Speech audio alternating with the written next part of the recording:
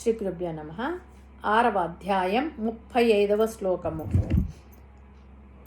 మనస్సును అదుపు చేయడం సాధ్యమేనా అని అర్జునుడు అడిగిన ప్రశ్నకు శ్రీకృష్ణ పరమాత్మ ఇక్కడ సమాధానం ఇచ్చారు.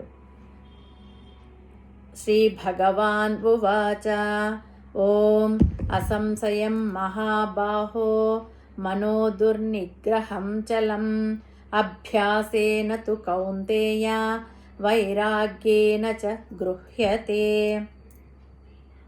ముందుగా పదపదానికి అర్థం తెలుసుకుందాం. అసంశయం మహాబాహో, సందేహం లేదు, గొప్ప భుజబలము కలవాడా. మనః, మనస్సు, దుర్నిగ్రహం, నిగ్రహించుటకు సాధ్యం కానిది, చలం, చంచలమైనది, అభ్యాసేనతు కౌంతేయ, కానీ కుంతీపుత్ర నిరంతర సాధన ద్వారా, వైరాగ్యేన, వైరాగ్యం ద్వారా, చ మరియు గృహ్యతే, అదుపు చేయబడుతుంది. పరమాత్మ ఏమంటున్నాడంటే, అర్జున, నువ్వు చెప్పింది నిజమే. చంచలమైన ఈ మనస్సును నిగ్రహించడం చాలా కష్టం. నీవు చెప్పిన దాంట్లో ఏమాత్రం సందేహం లేదు అంటూ అర్జునుడు చెప్పిన విషయాన్ని పరమాత్మ ఆమోదించాడు. ఇప్పుడు అర్జునుడికి తన మీద తనకు విశ్వాసం పెరిగింది. అమ్మయ్య, నేను చెప్పింది సరి అయినదే అని కృష్ణుడు ఒప్పుకున్నాడు అనే ధీమా ఏర్పడింది. ఈ సందేహము సాధక లోకానికి అతి ముఖ్యమైనది. ఎందుకంటే మనస్సుకు బానిసై జనులు పురాణాల కాలము నుండి ఈ సంసార సాగరమున పడి దిక్కుతోచక దారి తెలియక ఈదులాడుతున్నారు. ఈ జనన మరణాది దుఃఖాలకు లోనగుతున్నారు. ఆత్మానుభూతికి ఏది ప్రధానంగా అడ్డుగోడగా నిలిచి ఉన్నదో అట్టి మనస్సు యొక్క నిగ్రహమును గూర్చి పరమాత్మ ఇక్కడ చెబుతున్నాడు. అందున సాక్షాత్ అవతారమూర్తియగు శ్రీకృష్ణ భగవానుని ముఖార విందము నుండి ఆ ఉపాయము వెలువడింది. కాబట్టి ఇది అత్యంత ప్రాధాన్యతను పొందుచున్నది. మనసును నిగ్రహించడం ఎలాగా అన్న ఈ ప్రశ్ననే దాదాపు ప్రతి వారి నోటి గుండా వచ్చుచున్నది. ఈ ప్రశ్న నివారింపబడినచో ఒక ఆధ్యాత్మిక సాధన అంతయు పూర్తి అయినట్టే. కాబట్టి దీనిని గురించి భగవానుడు ఏమి చెప్పారో తెలుసుకొనుట అత్యావశ్యకము. అభ్యాసేనతు కౌంతేయ వైరాగ్యేనత గృహ్యతే. 1 అభ్యాసము, 2 వైరాగ్యము అను 2 ఆయుధాలచే మనసు తప్పక నిగ్రహింపబడగలదని పరమాత్మ ఇక్కడ ఉపదేశించారు. ఈ మనసు చాలా బలమైనది, దృఢమైనది. దానిని కట్టడి చేయడం, అదుపు చేయడం కష్టమని అర్జునుడి సందేహము. జంతువులలో దృఢమైనది ఏనుగు. కానీ దానిని మావటి చిన్న అంకుశంతో తన స్వాధీనంలో ఉంచుకుంటాడు. తన ఇష్టం వచ్చినట్టు నడిపిస్తాడు. సింహము, పెద్ద పులి చాలా క్రూర జంతువులు, బలమైనవి. కానీ వాటిని ఆడించేవాడు చిన్న చెర్నాకోలుతో వాటిని కట్టడి చేస్తాడు. అలాగే బలమైన దృఢమైన మనస్సు కూడా అభ్యాసము, వైరాగ్యము అనే అంకుశాలతో స్వాధీనమవుతుంది అని పరమాత్మ చెప్పాడు. ఈ విషయం తెలియక కొంతమంది, తెలిసినా అర్థం కాక మరికొంతమంది, అర్థమైన ఆచరణలో పెట్టడం ఇష్టం లేక చాలామంది మనస్సు మన మాట వినదు అనే నిశ్చయానికి వచ్చారు. దానికి పరమాత్మ చెప్పిన ఉపాయం అయిన అభ్యాసం, వైరాగ్యములను ఎవ్వరూ ఆచరించరు. ఈ విషయాన్ని పతంజలి మహర్షి గారు కూడా తన యోగ శాస్త్రంలో వివరించారు. అభ్యాస వైరాగ్యాభ్యాం తన్నిరోధ అంటే అభ్యాస వైరాగ్యములతో మనసును నిరోధించవచ్చు అని. పతంజలి యోగశాస్త్రము, భగవద్గీత ఈనాటివి కావు, వేల సంవత్సరముల కిందట రాయపడ్డాయి. కానీ ఈనాటికి కూడా మానవులు అభ్యాస వైరాగ్యములచో అనుసరించి మనసును స్వాధీనపరచుకోలేకపోతున్నారు. వైరాగ్యము అంటే విరాగము అంటే ప్రాపంచిక విషయముల యందు, రాగము అంటే కోరిక, ఆసక్తి లేకుండా ఉండడం. ఈ ప్రపంచంలో ఉన్న వస్తువులతో, మనుషులతో కలిగే సంగం వలన మనకు లభించే ఆనందము శాశ్వతమైనది కాదు. ఇది ఈ రోజు నుండి రేపు పోతుంది.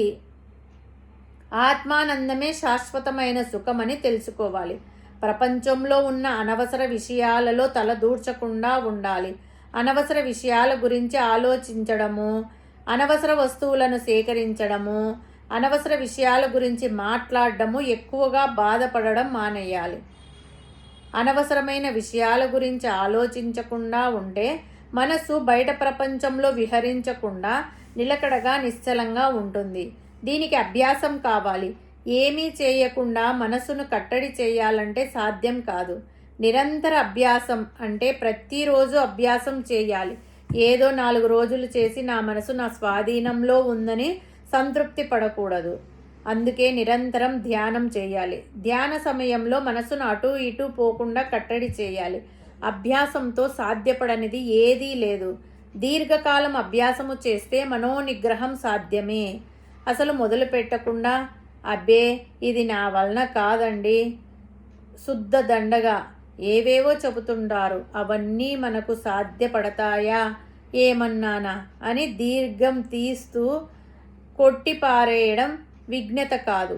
ముందు ఆరంభించి కొంతకాలం సాధన చేసి అప్పటికి సాధ్యపడకపోతే అప్పుడు ఆలోచించాలి. అసలు మొదలు పెట్టకుండా ఇది నా వల్ల కాదు అనడం అవివేకం. చిన్న పరీక్ష పాస్ కావాలంటేనే కష్టపడి చదవాలి. సంగీతము, నృత్యము, నటన ఇవన్నీ రావాలంటే అభ్యాసం చేయాలి. కేవలం లౌకిక విషయాలు నేర్చుకోవాలంటేనే అభ్యాసం అవసరమైనప్పుడు బలమైన చంచలమైన మనస్సును నిగ్రహించడానికి ఎంతటి అభ్యాసం అవసరమో ఆలోచించండి. కాబట్టి బాహ్య ప్రపంచంలోని విషయాల మీద అనవసరమైన ఆసక్తిని వదిలిపెట్టి నిరంతరము అభ్యాసం చేస్తే మనసు స్వాధీనమవుతుంది అనే విషయాన్ని పరమాత్మ ఇక్కడ స్పష్టం చేశాడు. ఇక్కడ ఒక చిన్న రహస్యం కూడా ఉంది, మీరు గమనించారో లేదో. మన మనస్సు మనకు బాగా ఇష్టమైన దాని మీద ఎక్కువసేపు లగ్నమై ఉంటుంది. దాని గురించే ఆలోచిస్తుంది, దాని గురించే చింతిస్తుంది, అదే కావాలంటుంది. మనం ఎటువంటి ప్రయత్నం చేయకుండానే మన మనస్సు మనకు ఇష్టమైన దాని మీదికి మాటి మాటికి పోతుంది. ఉదాహరణకు మనకు ఇష్టమైన సినిమానో, సీరియలో, క్రికెట్టో కానీ టీవీలో వస్తుంది అని అనుకుందాం. అప్పుడు మన మనస్సు దాని మీద పూర్తిగా లగ్నం అవుతుంది. ఆకలి, దప్పిక, ఆఫీసు, ఇల్లు అన్నీ మర్చిపోతాం. ఇది మనస్సుకు సహజ లక్షణం. అదేవిధంగా మన మనస్సును ఆత్మదర్శనం మీద లగ్నం చేస్తే ఎలా ఉంటుంది? దానికి మనం చేయవలసిన పని ప్రాపంచిక విషయాల మీదకు కాకుండా ఆత్మ మీద, పరమాత్మ మీద ఆసక్తిని, అనురక్తిని, ఇష్టాన్ని పెంచుకోవాలి. అప్పుడు మన మనస్సు కూడా ఆత్మ యందు నిలకడగా ఉంటుంది. దానినే వైరాగ్యం అంటారు. అంటే ప్రాపంచిక విషయాల మీద ఆసక్తిని తగ్గించుకొని ఆత్మతత్వం మీద ఆసక్తిని పెంచుకోవడానికి నిరంతర అభ్యాసం కావాలి. వైరాగ్యం అంటే సన్యాసులలో కలవడం కాదు. ఇక్కడ అర్జునుడిని కృష్ణుడు చేసిన సంబోధన చక్కగా ఉంది. మహాబాహో అన్నాడు.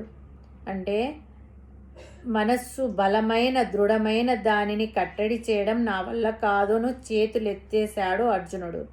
దానికి సమాధానంగా ఇంతటి వీరుడివి, బాహుబలం కలవాడివి, అత్యుత్తమ ధనుర్ధారివి, పరాక్రమవంతుడివి, ఇంత చిన్న విషయం నీకు లెక్కలోనిది కాదు, అభ్యాసంతో ప్రయత్నించు అని ధైర్యం చెప్పాడు పరమాత్మ. హరి ఓం తస్సత్.